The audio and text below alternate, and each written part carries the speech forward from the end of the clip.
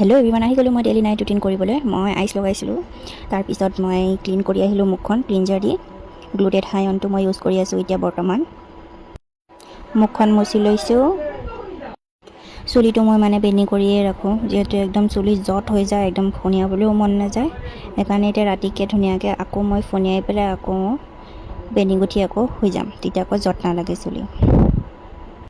তাৰপিছত এতিয়া মই চিৰাম লগাই ল'ম। চুলিটো আজি ধুইছিলোঁ, তো চিৰামটো অকণ লগাই ল'ম। এইটো মোৰ বিয়াৰ পৰাই হয়, কাজিমা হেয়াৰ চিৰাম হয়। তো মই লগাই লওঁ ধুনীয়াকৈ, লগাই পেলাই তাৰপিছত মাছাজ কৰিম।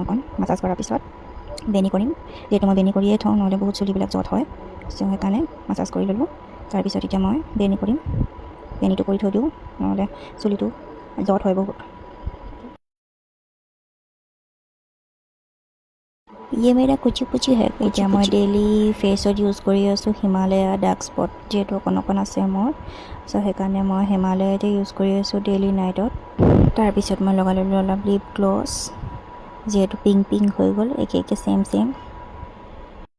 চ' মোৰ হৈ গ'ল স্কিন কেয়াৰ। এতিয়া মই চফ অকণ খাই এতিয়া নিনি কৰিব যাওঁ। Bye bye, good night.